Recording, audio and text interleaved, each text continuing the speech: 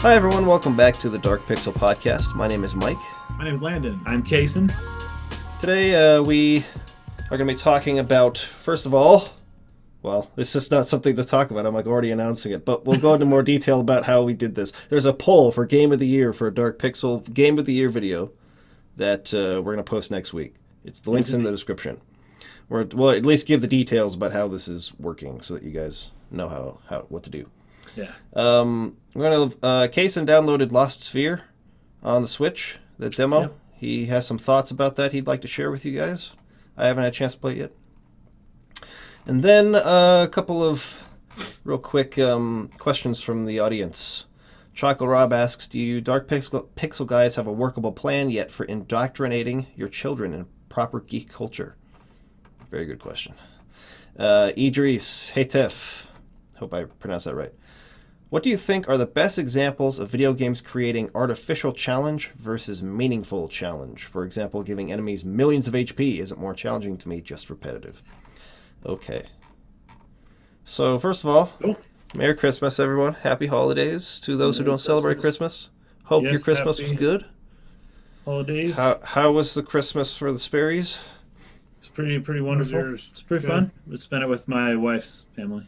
You guys were both still here this year, right? You didn't. It was fun. You didn't go to Denver. Yeah. The state.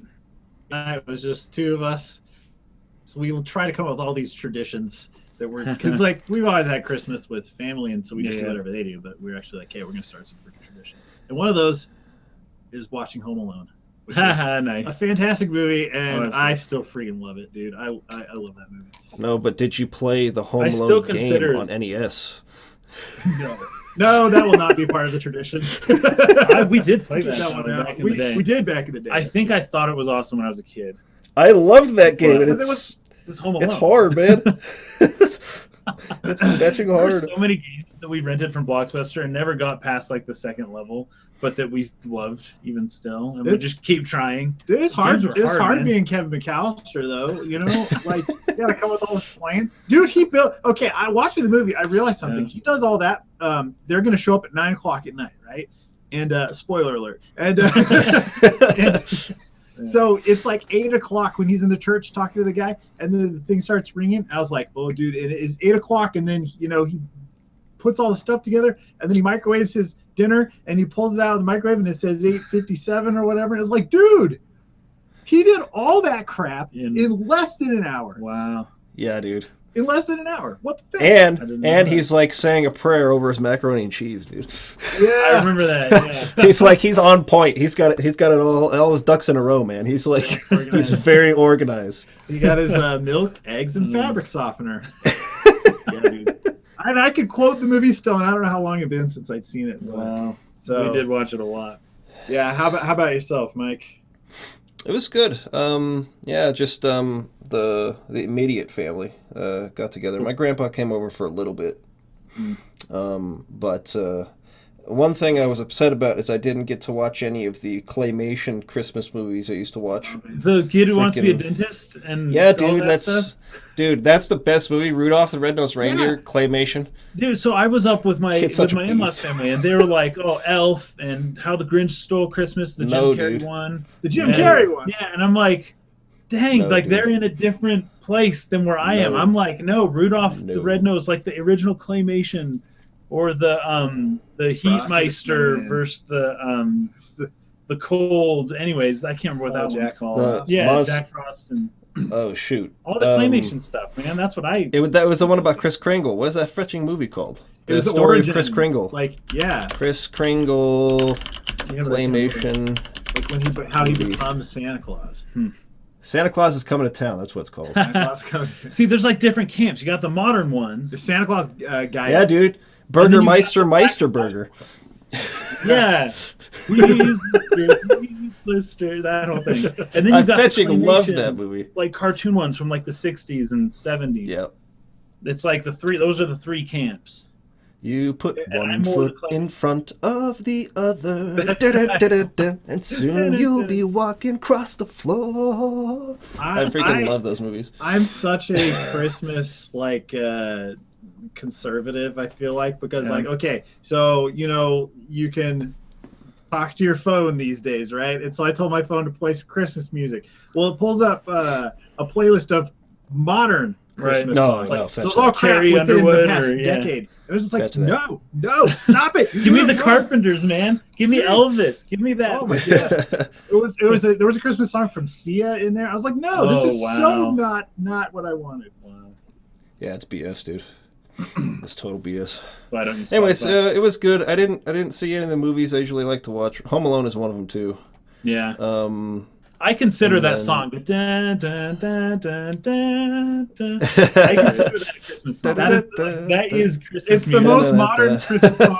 Passes as yes. Okay. And John Williams, go figure. No, actually, dude, maybe no. Rocking Around the Christmas Tree is one of them for me because it's in that movie. One. And that's the scene where he's fooling them into thinking there's people at home, and he's like got all the cardboard people up, like the Michael Jordan cardboard guy, like moving back and forth. And they're all on the train tracks, right? That was one. That's genius. That's the music that he's playing in that scene, so that one totally counts for me. I was thinking about it, and I was like trying not to get too analytical with it as I was watching it. But I was like, dude, how long was he doing that? Was he doing that all freaking night long, hoping somebody happened to drive by or whatever? And then like he didn't know when they were going to drive by exactly. Right. And so he might have been doing that for like 4 hours, freaking dancing like that. Just waiting, yeah.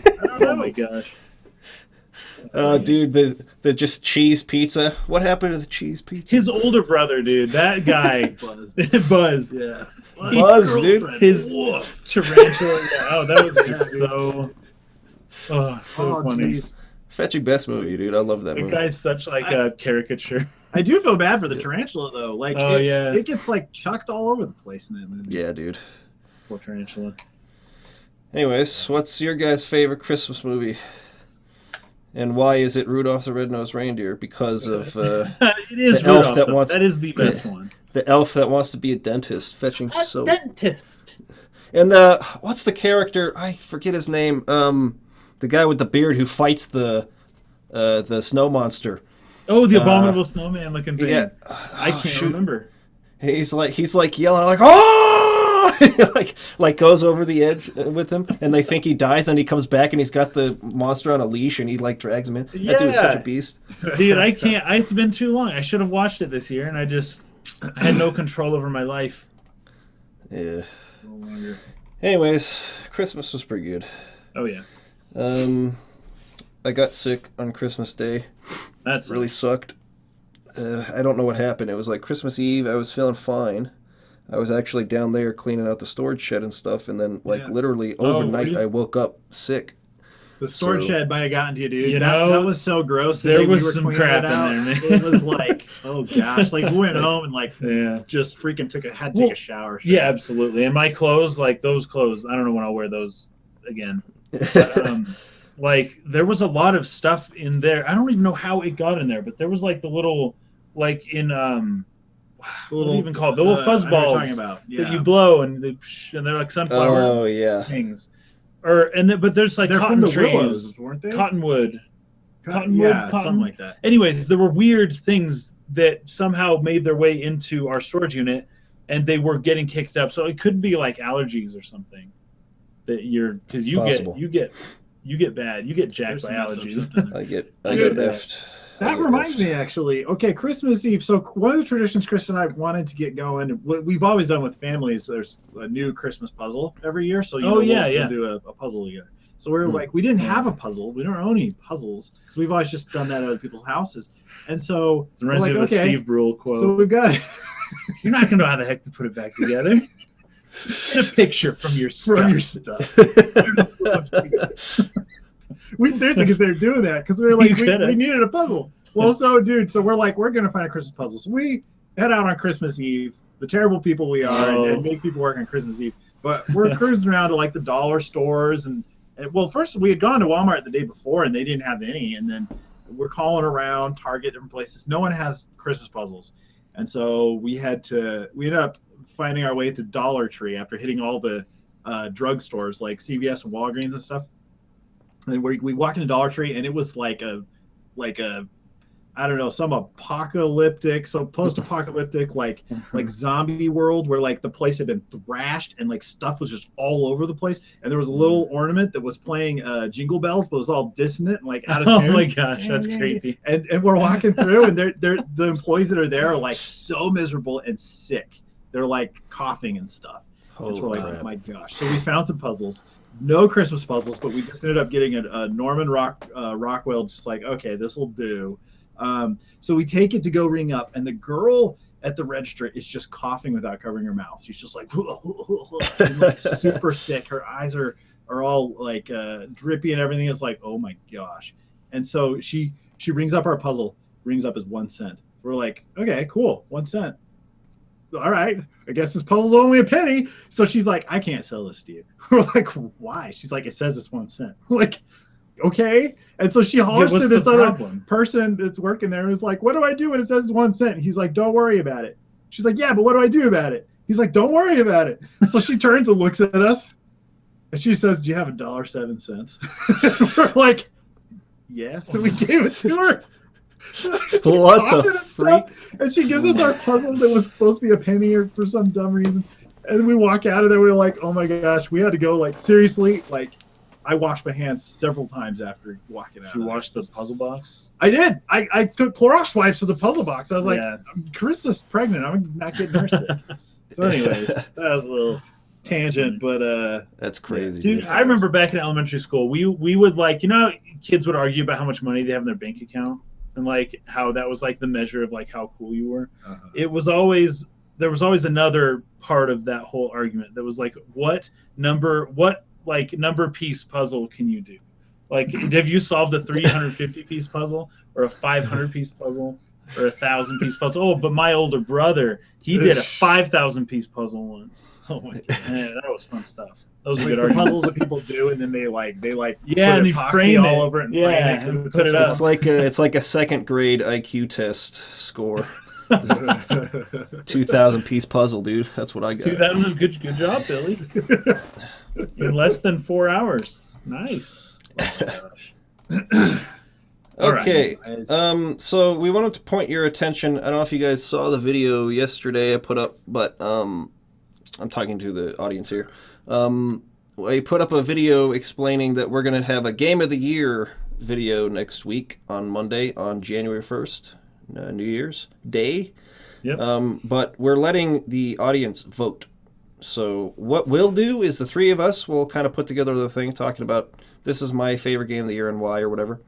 But the actual like best game of the year, Dark Pixel best game of the year, and the best music and the best story and like all those categories will be voted on by you guys. And they were also nominated by you guys too. So we put it onto Discord and we let people basically just put in, and we just took every single nomination, every single thing somebody suggested.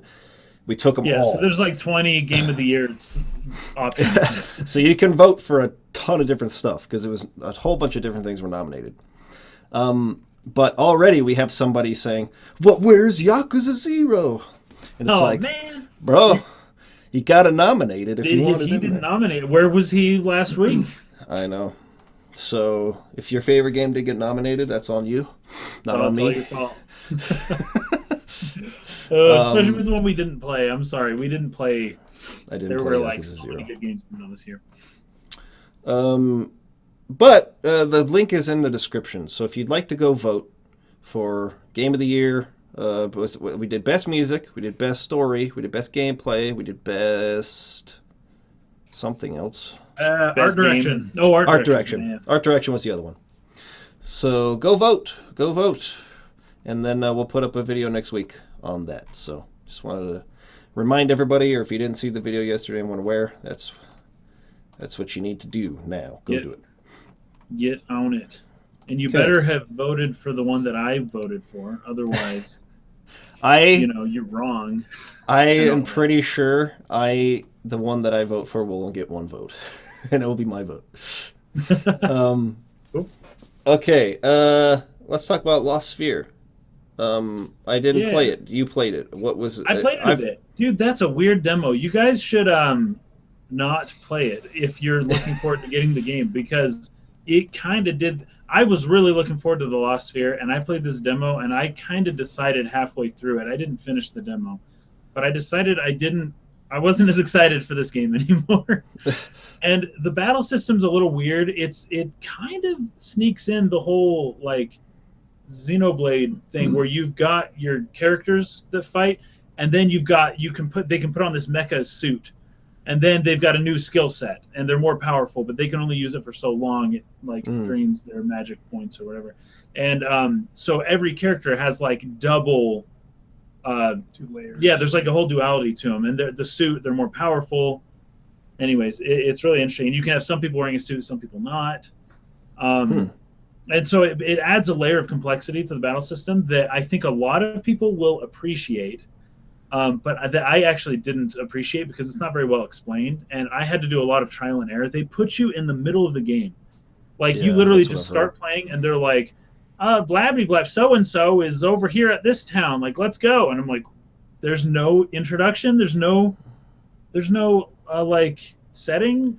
All right, and they're like, "Go this direction," and I went the wrong way because I didn't know where they're telling me to go, and so I tried to go somewhere. It's like you can't go here yet. Yeah.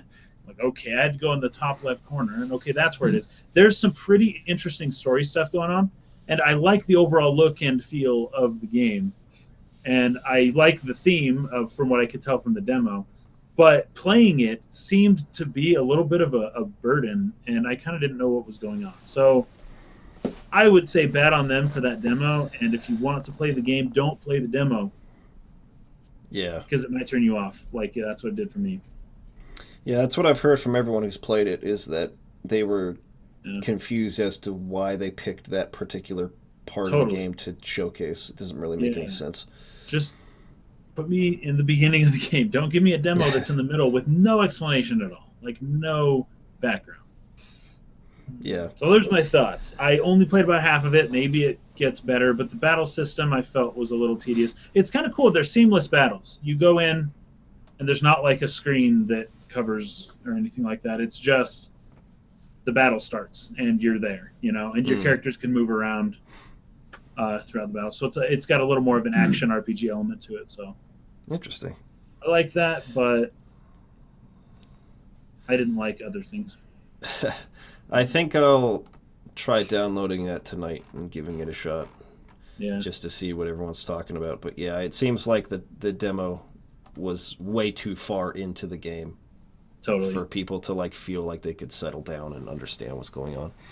From what I was able to gather of the story, or of at least the events that were taking place at that part of the story, it could have a pretty cool story. It could have a pretty intriguing, series of events. But I mean, I don't know. The rest of the game seems a little generic, except the battle system's a little complex. But the story could be cool. It could still be a good story. I can't really judge at this point. It comes out late soon, January, in like 2 right? weeks sometime in January. After Monster Hunter World. We'll keep you updated, fellas. Yeah, let you know. Okay. Chocolate Rob is asking, do the Dark Pixel guys have a workable plan yet for indoctrinating their children in proper geek culture? He shared an article with this that was kind of like a satire article about a guy talking about how stupid his kids are. They don't know the difference between AT-AT and AT-ST.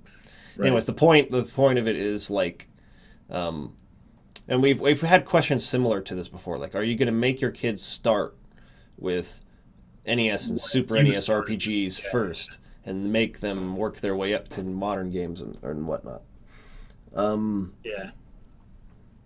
I don't know. What do you guys think? I've thought about that before. I've thought about introducing video games at a, 1980s stage and moving forward. I'm kind of against that now, though. It was a fun, thought exercise back when I was younger. Like, oh, I'm totally going to do this. But kids have friends that don't live at your house. And once they're 4 or 5 and go to people's houses and play modern video games, they are not going to care about what you're trying to force on them from your own childhood. You're trying to replicate your childhood experience in your children. I don't think that's very healthy. No. That's like an easy seduction of parenting, though. I feel like, Totally. I'm going to make this person a small These are my version of little me. clones. Yeah. These are my clones. But like, I was thinking about it. Like, I have never read a Sherlock Holmes book that I can recall. I've never read a Sherlock Holmes book. But I've watched all kinds of modern interpretations of Sherlock Holmes. I've watched the BBC series and then movies and things Robert like Downey that. Jr. Yeah, and I just think, like, to me, I don't know, like, that's I if I were to want to do this, I would literally be like a walking contradiction myself. I don't do that with. I don't sit there and go, I got to read all of Sherlock Holmes before I actually watch this modern interpretation or whatever. And so, like, I think the same thing. Got to read like, Beowulf before you can read Lord of the Rings, dude. Exactly, right? You have to. You're doing it out of start at the beginning. And, like, I'm glad my parents didn't make me play Pong when I wanted to play Mario Brothers. You know what I mean? And so, like, I think it leaves something for, if a kid is interested and they get into that, then you can facilitate that to whatever degree. You know, you can. You want? Do you know there's more Mario games? Oh, you're sick of this one? There's these other ones you can try, and a kid may or may not be into it. But I think a lot of people that get into that stuff, it happens around late teenage years. I feel like. When they start wanting to look back. Yeah, you're like, okay, I want to dig deeper into some of this stuff, and then you start realizing there's more to it than you thought. I feel like that's like a natural development, and then maybe as an adult, you get really interested in something. Maybe you can make a career in, like, you get way into some kind of historical thing or politics or the constitutional law or whatever it is. But I think video games can fall under that too. So. I don't. Yeah, like you're saying, I don't think it makes sense, but I do think it's fine to introduce certain things. But I think you just don't make this kid you, because that creates this expectation, and that causes problems. There's a lot of adults that have problems because their parents wanted them to beat them. Yeah, like I think musical. You know, I've talked about it when we've had similar topics in the past, but, like, you know, I grew up listening to music that my dad would listen to because he'd have it on in the house or he'd have it on in the car or something like that. And I had an appreciation. I had an appreciation for that music and still do. Like, doesn't mean I listen to it, like, as a primary choice in my free time, though. Like, I listen to my music that speaks to me, music that was made for my time, music that came out that influenced me during, you know, formative years, especially early adolescence, I would think. But, you know, that doesn't mean I don't appreciate that. But I think there is really something to be said about stuff that's made during those years of your own personal life that speaks to you more than anything else could. So the Lord of the Rings movies, like, hit me at the exact right age, exact right time for that to just be hugely formative for my life. It's not going to have the same impact as something that came out when my grandpa was the same age, you know, that he watched or read or whatever. It's just not going to be the same thing. And I think that there's room to, like you're saying, you get older in life and you become interested in the history of an art or something like that. You go back and research it and you become fascinated by it. But there's, like you're saying, you can't force that on somebody. That has to come naturally. I think what I will do is I will continue to play my games and watch my movies and read my stories. Right. And if they are there and they want to take part in that or they want to share, they come asking or they're inquisitive about it, I'll let them sit in. But I don't think I'm ever going to, like, tell them, or I'm going to, like, sit them down with a console and a game and be like, here's video games. Play it. Start playing. Play this game. I kind of let them choose, pick and choose, let them sort of drift in whatever direction they feel is natural to them and develop whatever hobbies that they kind of want to pursue on their own. I will say that this current generation, and probably for the foreseeable future, is actually a good time to get into video games because of games like Stardew Valley or Golf Story or like Lost Sphear that's coming out soon, or games that actually do resemble older games. Mm-hmm. They kind of weren't being made for a really long time.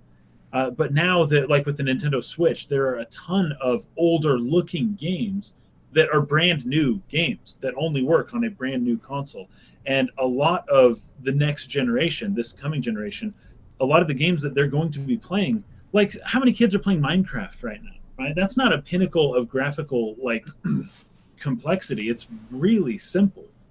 People who are really good at Minecraft might not be so averse to playing freaking a game from the Super Nintendo or from the PlayStation, right? Because it's not that much worse than what they're currently playing. And kids freaking love Minecraft. Whereas if you go a generation, or not a console generation, I'm mixing the word generation now, but you go a console generation before, like just before Minecraft came out, you got the PS3, everyone was just, all they wanted to do was get the most powerful game, and this pixel art indie stuff wasn't really coming about. Kids that were raised during that time, PS2, PS3, Call of Duty, all of that stuff, they aren't going to be as interested because they never got into games that looked like that. But kids raised in this generation are going to be getting into games that look like that, mostly thanks to indie developers. So I think there is still hope that my kids will like the things I like, even as they're growing up, because it won't look all that different. Well, Super Mario Odyssey has those 2D side-scrolling Mario parts. Yeah. A kid could get exposed totally. to that. And it's like, well, I just want to play these for a while. And like, you got the game for you. That is the one thing about Mario Odyssey I don't like. I hate the controls in the 2D Mario sections. I feel like they're slightly they're delayed. slippery. It just doesn't. I don't feel. It doesn't comfortable feel the with them. It's not the same as playing like Super Mario Brothers on the NES. It's playing not Mario with a joystick. Yeah, it's weird. It was like the side-scrolling Mario that was never meant to be played that way. Yeah. It should only be played with a D-pad. I think you can control them with a D-pad in those. Can you sections. go down and just do that? I haven't done that yet. I think you can, but even still, I felt there was still something off about it. Didn't it quite doesn't feel move right. the exact same. But yeah, I think it's really important to not put any of that kind of pressure or indoctrination on kids. Just, I actually would almost want to approach child rearing, parenting, whatever you want to call it, from like a scientific observation perspective. Like, just like watch what they do and just like take notes.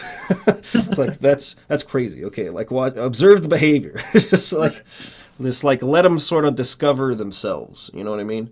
Rather than trying to. I mean, of course, you want to instill values and morals and teach them. You don't do this. This is inappropriate in this social situation or whatever. But in terms of like who they want to be, just to like watch it happen and just let them go for it. That's just kind of my thought on it. But you know, all that being said, kids pattern adults anyways. So like it's true. For the first few years, they're probably just going to want to be. They're going to be interested in doing that. They will want to do what you're doing at first. Until they see their friend playing the Xbox One X, and now all of a sudden what daddy's doing doesn't look so cool. That's funny. But if you guys have any hardcore indoctrination plans, you got some sick propaganda lined up for your kids, let us know what it's all about. Yeah, have at it, but don't be surprised when it doesn't work. Okay, Idris Hatef, or Hatef. Sorry if I pronounced your name wrong. What do you think are the best examples of video games creating artificial challenge versus meaningful challenge? For example, giving enemies millions of HP isn't more challenging to me, just repetitive. Restricting where and when I can save the game, to me, is the most egregious example of artificial challenge. It's not harder, it's just repetitive since I have to replay the exact same thing before I just died. A more meaningful challenge would be to make the AI adapt to your strategy or use different varied techniques. Do you agree that there is a clear distinction between different types of challenges games can offer, and what are your own viewpoints on examples of each? Okay. This is kind of a tough question. Might have to think about it for a little bit.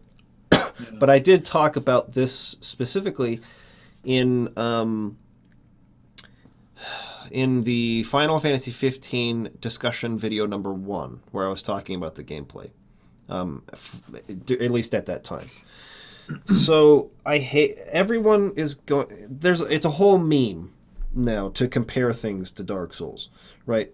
It's the Dark Souls of this or Dark Souls whatever. I don't mean to do that.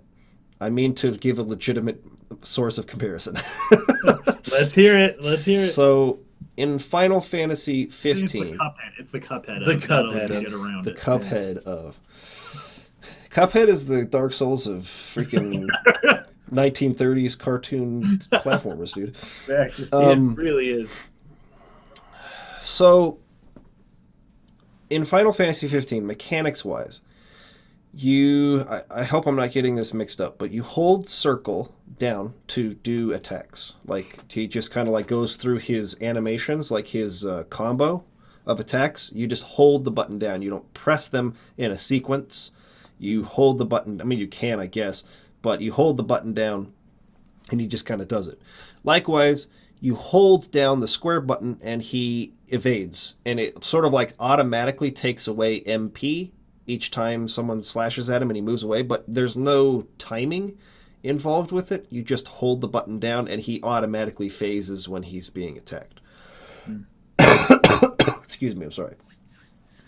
It was a big source of criticism for me in comparison to many other like more skill-based action games like Dark Souls or like Devil May Cry or something like that rely a lot more on timing your dodges and your counterattacks and deflections and timing your attacks by memorizing patterns, recognizing them, making sure that you keep the appropriate space between you and the enemy, knowing when to go in and when to pull back.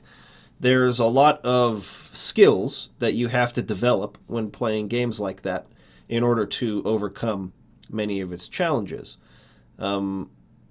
You'll hear it said many, many times, Dark Souls is a hard game, but very few people feel like it's an unfair game because it always prepares you, I feel, through how the levels are structured, through the bosses you faced before. It sort of prepares you and teaches you like the skills that you need to succeed on the difficult challenges. Final Fantasy 15, I feel like some of the tougher dungeons in the game. So there was a dungeon in that video that I was exploring, and I feel like the way that they created challenge in that dungeon was especially cheap, right? Because the main game, any boss you fight in the main game, I never died a single time or ever felt like I was in danger of dying. It was just real simple, real easy for me. In this dungeon, I was having some struggles because essentially how the game works is you're fighting, and then anytime you need to recover your MP, say you're phasing too much, you're holding that square button down, you're dodging a lot of attacks, you need to regain MP, there's always a zip spot that you can go to, a part where you teleport over there, and you've got to hang out for a second, and you regain all your MP, and then you go back into the fight again. And so it's like an easy way out, an easy way to escape being surrounded by multiple enemies, to regain MP, heal, whatever you need to do, and get back in. And in this particular dungeon, they were all very tight corridors with this enemy type. It was like a thunder bomb. And what would happen is if you didn't kill it fast enough, it would explode and create like 3 more in its place. So it's this really tight space where you can't like zip out, and you can't really dodge the attacks because they're area of effect attacks in really small spaces. And you have to just like go all out and kill this thing before it explodes and creates 3 more. And then you have the same problem that is multiplying over and over again. And you fight that same kind of grouping for a couple hours as you're trying to like get through this level.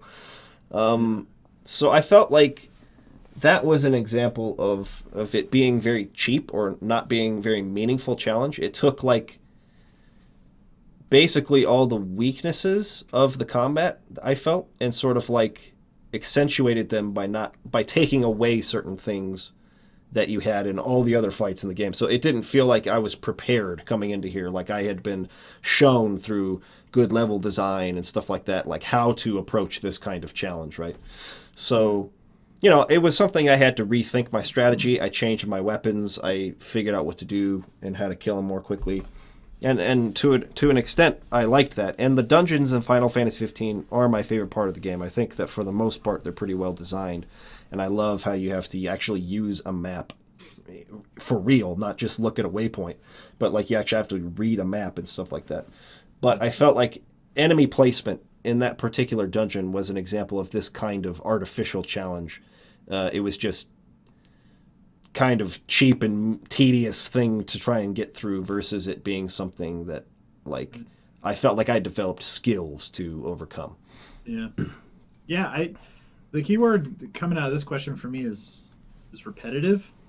Yeah. Like he's saying, giving enemies millions of HP isn't more challenging to me, just repetitive. And that's like arcade style difficulty. Like it's like you're playing a game and can you kill 2 of these guys? Okay, what about 4 of these guys? What about 6? Or and then it just goes up to make it harder. Or like, oh, they're spawning closer to you or whatever. That's like one way to add challenge, but the problem with that is it's very, you can see where it's coming from. It's very obvious. So eventually it's just difficult because it's just overwhelming. And like you're saying, Mike, like not something you were necessarily prepared for, but something that theoretically will become impossible at some future point. Like it's gonna break it at some point. But people don't like learn in video games that way. People don't progress in like a more linear fashion that way. There's a curve to it. So if a game doesn't adhere to that curve at the pace at which someone is learning, like people think, like when we talk about flow, and flow is where there's that balance of difficulty matching in your skill level. So it's not too hard. If it's too hard, you're going to be like, this is bullcrap, I'm not going to do this. If it's too easy, you're going to be like, I'm bored. And so they have to find that mid ground. So if a game is not finding that mid ground, because I would argue there's probably ways to spawn just more of an enemy and making it still feel like a meaningful challenge by pacing, you know what I mean? Where you're not just doing one thing, you're doing 2 or 3 or juggling a few things to add to that challenge. But again, that's like following that whole curve. And I think that's the most difficult thing in video games is figuring out how, by this point of the game, how good is someone going to be, or how what are they going to be expecting? What's their skill set going to be like? I like that Idris brings up the ideas of like AI adapting to your strategy, because technically that's something that has been happening in video games. Not like machine learning AI, but like AI that, for example, like in real life, if you were having a shootout with someone down a hallway, like Star Wars style, right? With the stormtroopers and you're shooting at them. You're both going to stay like in max cover and maybe even not shoot at each other for quite some time. For like 10 minutes. And you'll get a standoff. The most logical thing for 2 humans to do in that scenario oftentimes is just like, don't take any risks. Wait for the other guy to mess up. And so you just stay in cover. But that makes for a boring video game. That would make for a boring movie too if the stormtroopers were like super smart.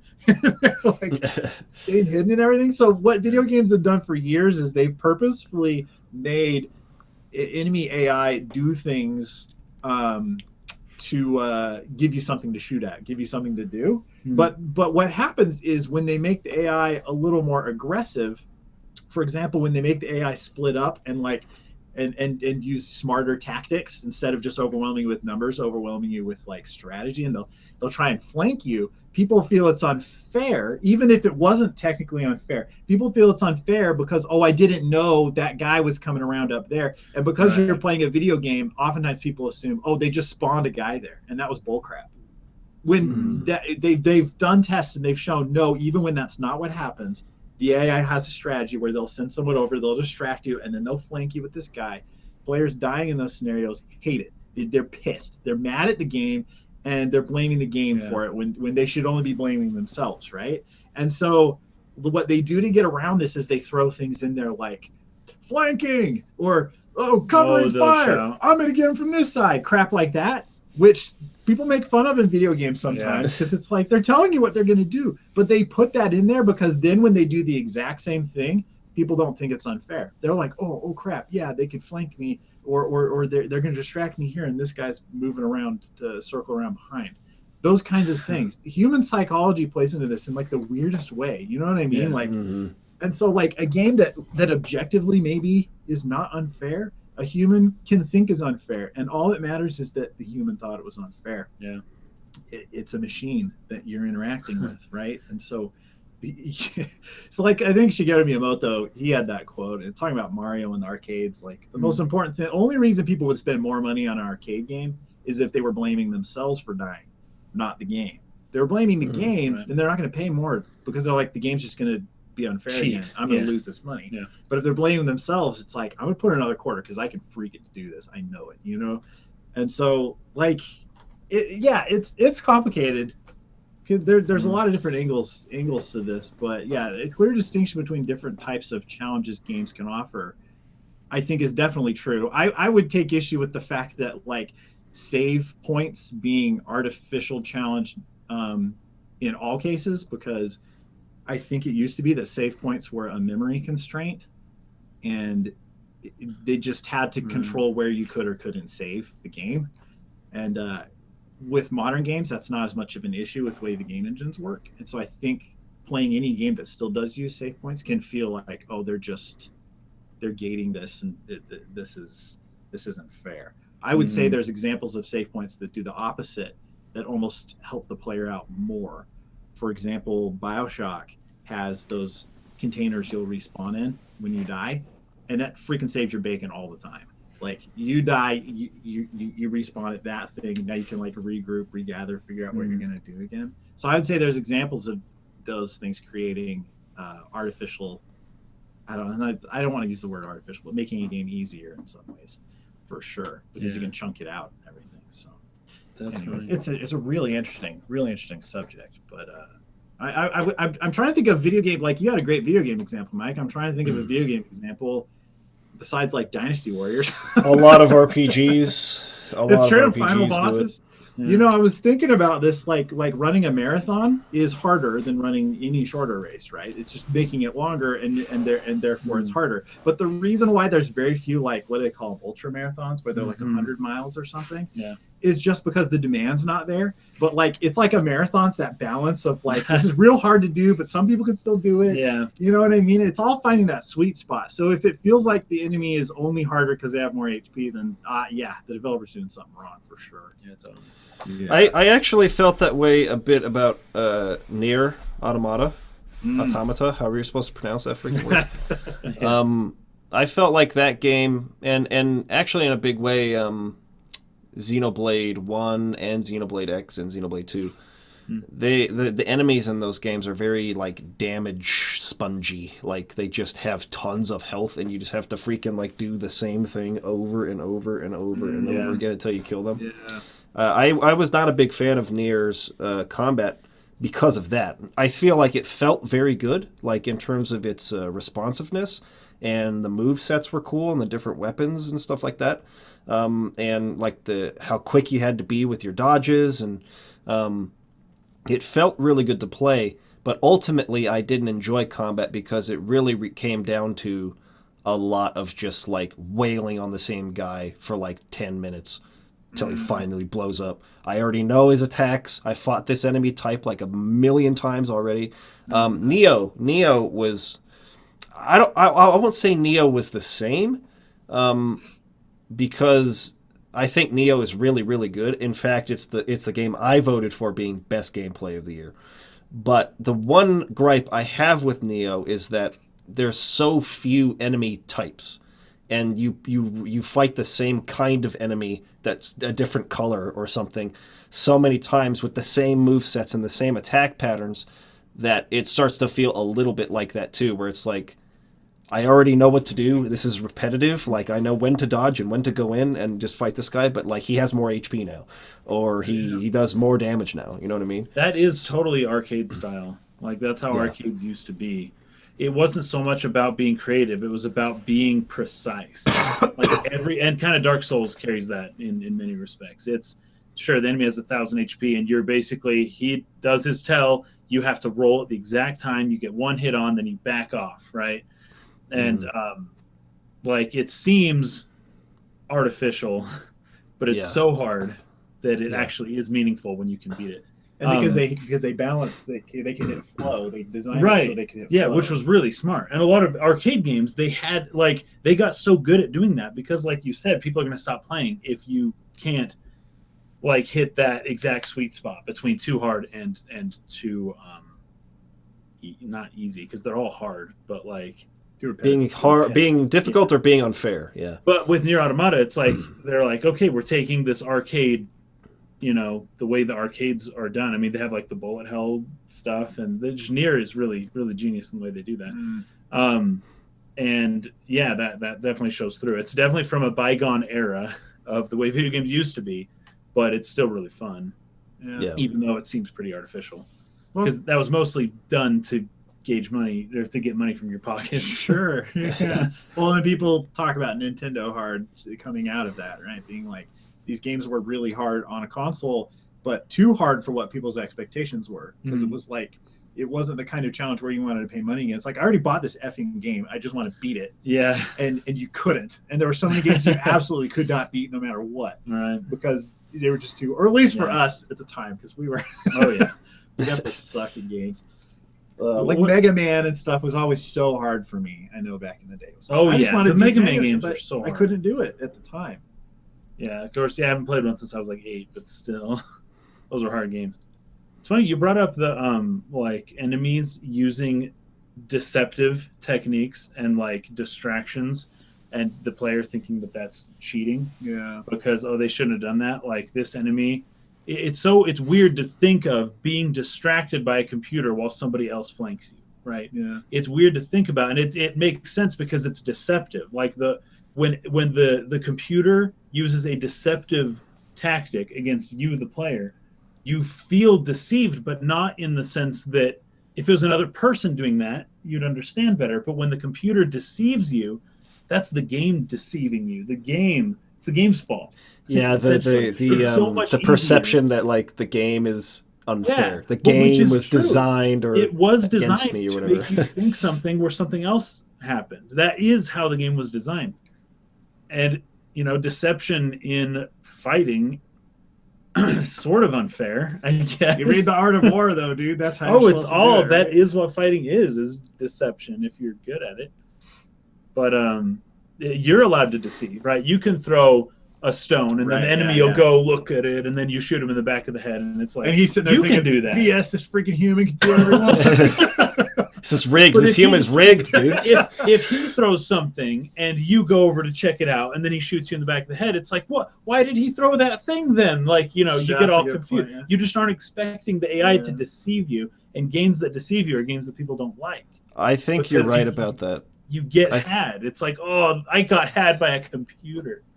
Yeah, I think there's some sort of something psychological or mental about a machine. If it does it, then it's rigged. But if a human does it, they were smarter than me, or they were better than me, or they're more skilled than me, or whatever. But that's where I want games to go, though. So it's unfortunate that people have that reaction. I think I probably have that reaction too. Like it would seem pretty natural that like this game was literally designed so that I would get shot in the back, like blame the game. But I also see that it's kind of the next stage in video games, having better AI and better like the AI actually doing things that a human would do.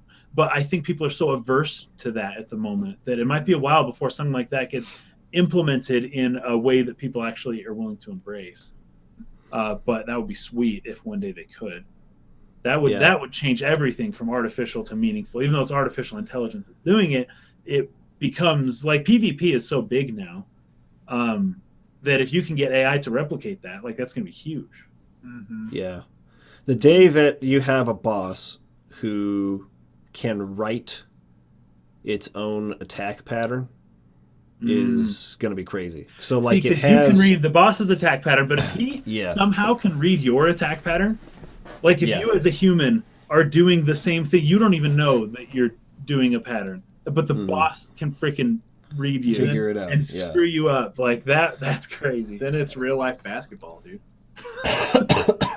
Or any sport, I guess, really, but basketball definitely has a lot of that. It's like this guy does this, he tends to go this way, all the analytics behind the boss's AI reacting to you versus it having a set sort of course, and then you get its HP down this far, and then it changes its course, and then it gets HP all the way down, and it changes. And that's a way to kind of, some games do that, and they start changing it. The more HP you get down, then they go into a different mode or a different. Like Monster Hunter, they go. Monster Hunter go into rage mode. They get. That's really like an artificial mad. way of doing kind of.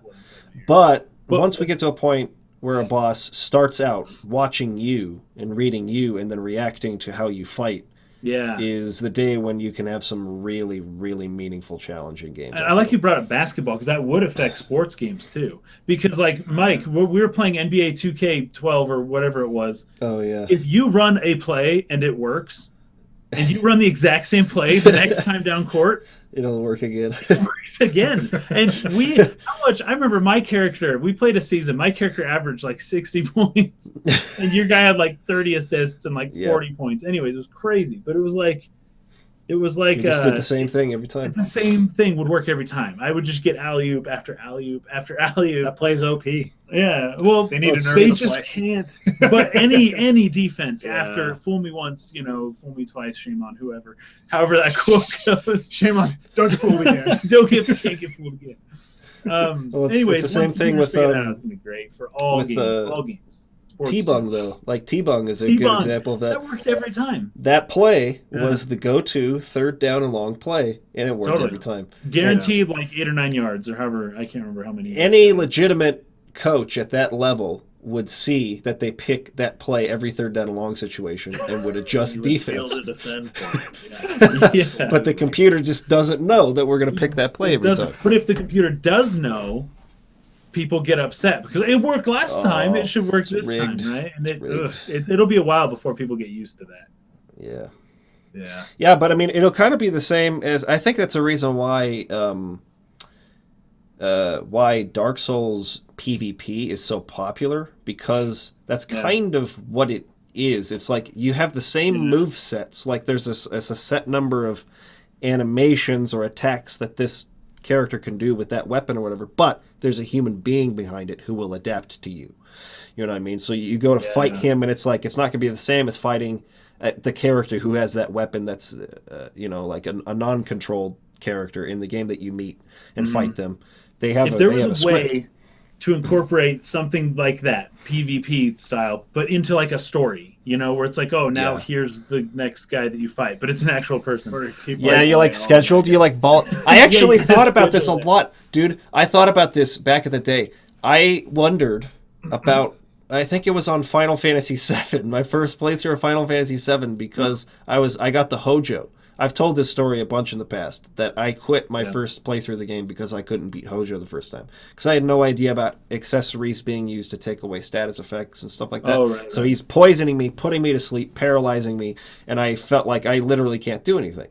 But I had this thought in my 10-year-old brain or whatever, and I was like, hold up, like, what if this is a person in the company at Square or whatever whose job is to like be Hojo and to like fight the players when they come in, and they like adapt to like what you're doing. They're case sifting you. Yeah, real life case sifting. Exactly. But if there were like people who could volunteer or even like a paid position, I don't know how that'd be possible because there's millions of people playing these games at once. But the idea of a boss in a game being controlled by a human being rather than an AI. So there are games kind of like that. There's that what's it called? It's that is it Ark that does this where you play as a dinosaur. One person's a dinosaur. The other people are like people trying to hunt the dinosaur. Evolve. Evolve, right? Evolve. Evolve. That seems more down the track, like you're talking about. It's like everyone involved is a human, even the boss thing. It's balanced so that the one person has an even, chance against the group. But that was a pretty unique idea. That was pretty cool. That game would have worked on the Wii U super well as far as like non-linear gameplay goes. One person on the gamepad and the other people on the other controllers. Yeah. I don't know. It's an interesting thing. AI's got to come a long way, and I feel the same way about storytelling in terms of moving forward with innovating storytelling in games. I think a lot of it comes down to a lot of R&D on artificial intelligence, with being able to input something in the computer, being able to recognize that and make its own response to it. Like, that would be so cool.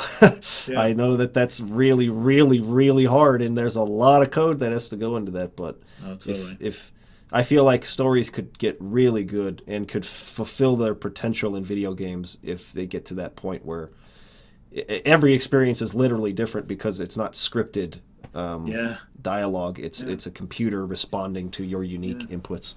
And we're at that stage where we've seen people try and tackle these problems, not satisfactorily yet, but like No Man's Sky was trying to do procedural, about that to make a unique experience every time. Yeah, the Fable games, I feel like we're like a foundational thing for that. It'll be cool to see where this stuff goes. Totally.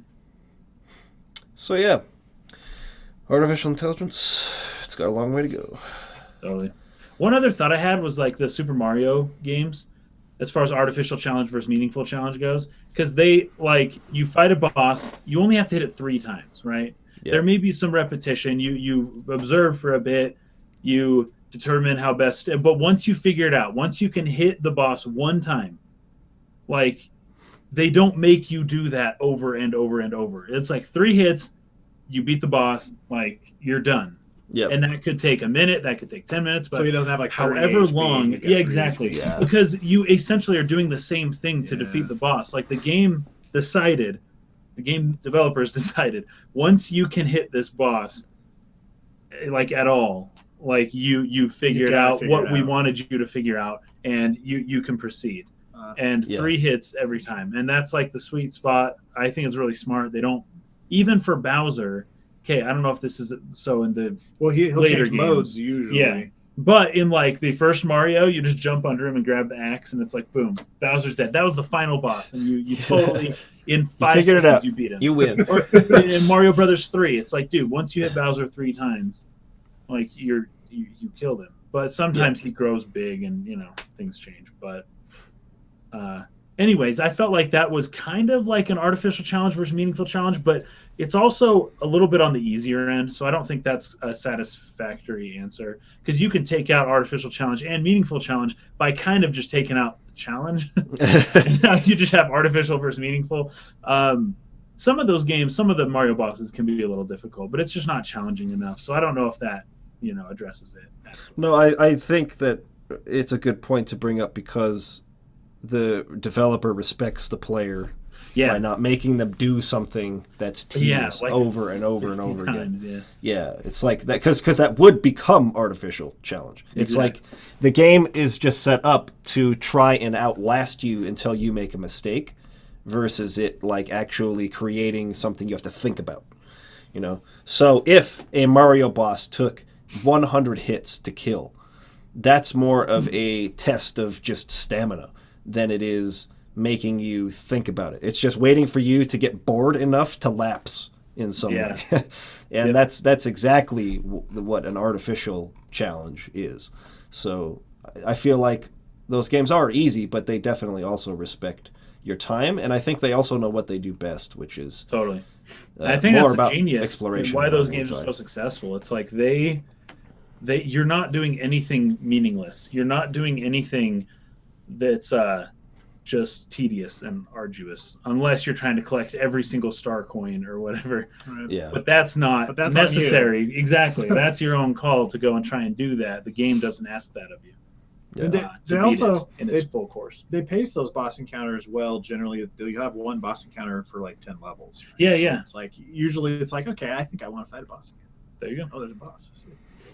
I like the way Mario World did it, because it was like every 3 or 4 or 5 levels, and then there's like a first stage, and you break that castle, but then they go to their next castle, and then you fight them again, and it's a different kind of thing.